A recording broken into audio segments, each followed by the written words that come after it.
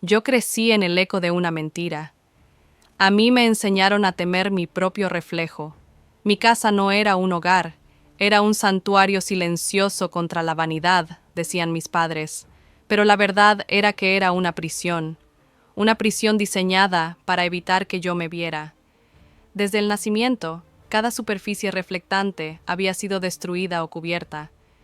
Los espejos de baño, tapados con cortinas pesadas, las ventanas, sucias y viejas, para que la luz cruzara sin devolver la imagen. Incluso el agua en la bañera se drenaba antes de que yo pudiera contemplarla por completo. Ellos decían que era una superstición familiar, una antigua maldición que atraía a lo otro si lo veías. Pero a medida que crecía, empecé a entender la ansiedad real, el pánico palpable que se escondía en las esquinas. No era una maldición, era un secreto que pesaba en mi pecho. El no ver mi rostro me hacía sentir incompleto. ¿Cómo se ve mi miedo? ¿Cómo se ve la culpa que a veces sentía? No lo sabía. Mi rostro era un misterio, una parte de mí que solo existía en la descripción de otros. Tenía 12 años cuando la curiosidad se convirtió en obsesión. Yo sabía que en algún lugar, bajo la tierra del jardín trasero, mi abuelo, el que había iniciado esta locura, según los susurros familiares, había enterrado algo, algo que no pudo destruir. Una tarde de lluvia, con la tierra blanda y húmeda, cavé. No busqué por horas, ni por minutos. Fue instantáneo. Mis dedos se toparon con un pañuelo de seda vieja, y dentro había un trozo afilado de vidrio de espejo. Era pequeño, del tamaño de una moneda antigua. Brillaba, incluso en la oscuridad de la tarde. Lo levanté. Mi corazón se detuvo. En lugar de mi rostro de niño, curioso y sucio, vi a un hombre. Su rostro era pálido, antiguo, con ojos hundidos. Me miró fijamente a través del cristal. Su expresión no era de terror, sino de una urgencia desesperada. Parpadeó y, en el parpadeo, desapareció. Ese fue el incidente detonante. A partir de ese momento, la regla se había roto. Yo había abierto una grieta en la pared de mi realidad. Guardé el fragmento en un bolsillo oculto de mi pantalón. Se convirtió en mi relicario, mi arma, mi única prueba. Empecé a experimentar con él. Lo sacaba en la oscuridad de mi habitación, lo usaba para mirar detrás de mí, en los rincones muertos de la casa. Y la sombra, el hombre pálido, siempre estaba ahí. Nunca en un reflejo completo, solo como un contorno borroso en la periferia de la visión. Una figura alta, con ropas oscuras, flotando a mi espalda. El conflicto se instaló en mí como un parásito. ¿Era un espíritu, la entidad que mis padres temían, atrapada en el cristal roto? O peor aún, ¿estaba yo perdiendo la cabeza? Mi familia tenía antecedentes de paranoia y ansiedad. Mis padres siempre decían que si yo seguía mirando demasiado, me rompería, como los espejos. La idea de que el terror fuera interno, que la sombra fuera solo una manifestación de mi propia psique anhelante de un reflejo, era, de alguna manera, mucho más aterradora que cualquier fantasma.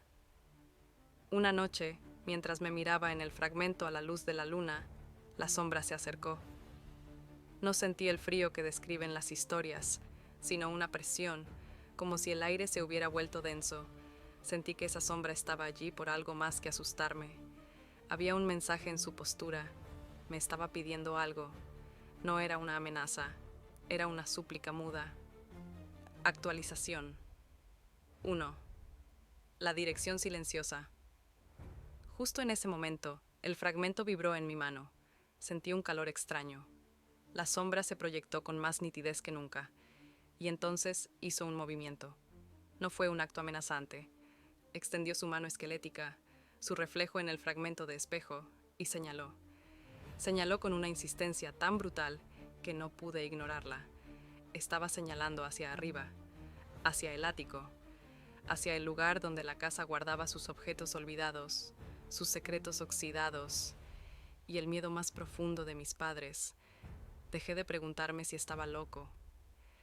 La precisión de ese gesto era demasiado real para ser un simple delirio. La entidad, el hombre pálido, La sombra, o lo que fuera, estaba guiándome. Me estaba forzando a buscar la verdad sobre el porqué de la prohibición de los espejos. Y yo, por primera vez, me sentí verdaderamente vivo. El ático olía a polvo, moho y tiempo detenido. Seguí la dirección que me había marcado la sombra. Un viejo ropero de madera oscura. Estaba cerrado con llave, una cerradura antigua y oxidada. Tuve que forzarla. El crujido del metal cediendo resonó en la casa vacía. Nadie vino, nadie me escuchó. Era como si la casa misma quisiera que yo abriera ese ropero.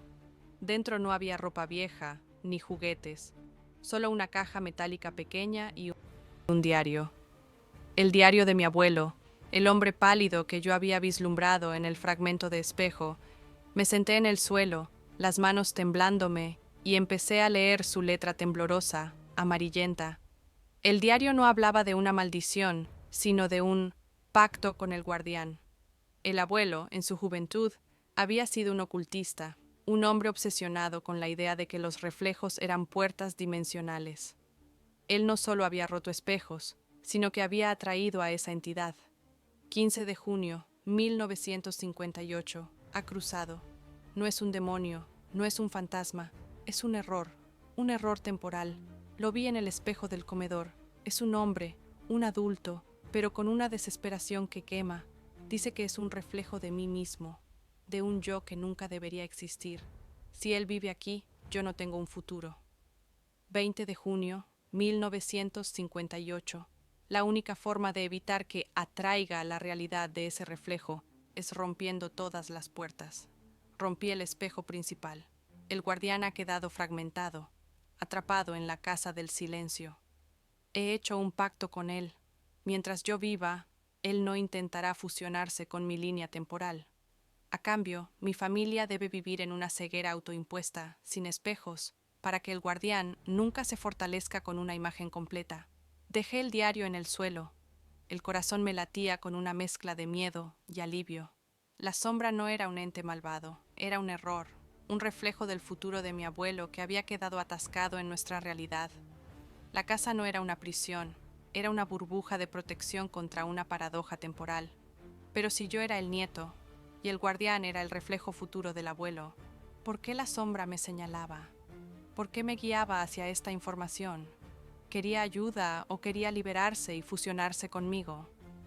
La noche se hizo larga. Escuché los susurros de nuevo. El sutil crujido de la madera, pero ya no me asustaba. Era la casa viva, el guardián atrapado, respirando su agonía en las sombras. Comencé a buscar el último espejo, el que el abuelo había roto y del que había arrancado el fragmento. Actualización 2. El guía y la confesión. La verdad no estaba en el diario, estaba en la omisión. Me di cuenta de que la sombra del guardián no me había señalado el diario, me había señalado un lugar de la casa que yo había visitado cientos de veces. Me señaló el jardín, donde desenterré el fragmento. La sombra quería que yo recordara el fragmento. En un momento de terrible claridad, recordé lo que el abuelo había escrito. El guardián ha quedado fragmentado, atrapado en la casa del silencio. La sombra no me estaba pidiendo ayuda, me estaba guiando a lo largo del tiempo, reviviendo el proceso que su yo pasado, el abuelo, había utilizado para encontrar el secreto y supuestamente sellar la grieta. Pero, ¿por qué? Si el guardián quería permanecer atrapado para proteger la línea temporal, ¿por qué se revelaba a mí? La única respuesta lógica era que el guardián quería ser visto, pero no por maldad. Quería que yo viera el reflejo completo, para que entendiera que la amenaza no era su existencia, sino la existencia de mi propia vida.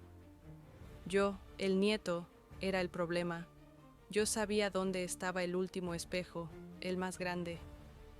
Estaba detrás de la pared falsa en el sótano, el lugar más profundo de la casa, donde el abuelo había sellarlo con una capa de yeso y ladrillos. Tomé el fragmento de espejo y bajé. El aire en el sótano era pesado, con olor a tierra mojada. Era el corazón de la prisión. Golpeé el yeso con una barra que encontré. SFX, golpes secos, esfuerzo. Cada golpe era una traición a mis padres, al pacto, a mi cordura. Cuando el yeso se rompió, expuse la madera. Detrás, en un nicho profundo, estaba él, el espejo del comedor del que el abuelo había hablado. Era enorme, estaba quebrado, pero seguía en su sitio. Una red de grietas cubría toda su superficie, como venas negras. Acercando el fragmento que había encontrado, busqué la pieza faltante. El fragmento encajó perfectamente. El espejo se completó. Me miré por primera vez en mi vida. La sombra no apareció detrás de mí. Number. La sombra era mi reflejo. El hombre pálido, con ojos hundidos y la urgencia desesperada del abuelo.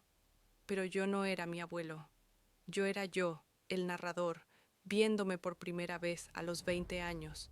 Y mi reflejo era el de un hombre consumido por el pánico y el terror. En ese momento, la voz que había estado susurrando en mi mente, la voz de la sombra, se hizo clara en el reflejo. No era un ente paranormal, era mi propia voz, pero distorsionada por el tiempo y el horror. Y entonces, lo susurró. Esa frase que quemó todo mi pasado y me devolvió a la realidad. No era sobre viajes en el tiempo, era sobre culpa. Mamá te odiaba por lo que hiciste. La neblina se disipó. El horror no era el guardián. El horror era lo que yo había hecho. Mi abuelo, el verdadero ocultista, no había roto los espejos para sellar un guardián. El abuelo había roto los espejos para sellarme a mí. Yo no era el nieto, yo era el abuelo. La locura familiar no era la maldición de los espejos, sino el trastorno disociativo que yo arrastraba desde joven. Cuando yo tenía 20 años, en un momento de furia que ahora se presentaba como un recuerdo nublado por años de mentiras, yo asesiné a mi madre. La voz en el espejo, el hombre pálido, era la cara que yo había tenido aquel día. Mis padres, para protegerme, destruyeron los espejos y me contaron la historia del pacto con el guardián, no para salvar al mundo de un ente, sino para salvar mi mente de la culpa de mi propio reflejo. El yo que nunca debería existir no era una paradoja temporal, era el asesino que fui en mi juventud. Yo rompí los espejos no para evitar que mi futuro se fusionara con mi presente, sino para evitar que mi pasado se fusionara con el hombre que mis padres querían que fuera.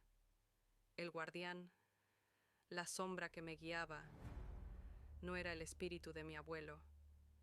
Era el recuerdo fragmentado de mi víctima, de la persona a la que amé y destruí, proyectada en la única cosa que me recordaba la verdad. Me levanté del sótano, dejando el espejo completo. La casa ya no estaba silenciosa, estaba gritando la verdad en cada pared.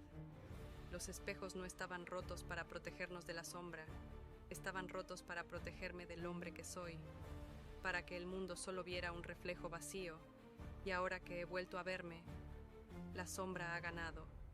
El guardián es libre, y él, el asesino, el hombre que vive en el reflejo, está mirándome ahora mismo, sabiendo que ya no puedo huir.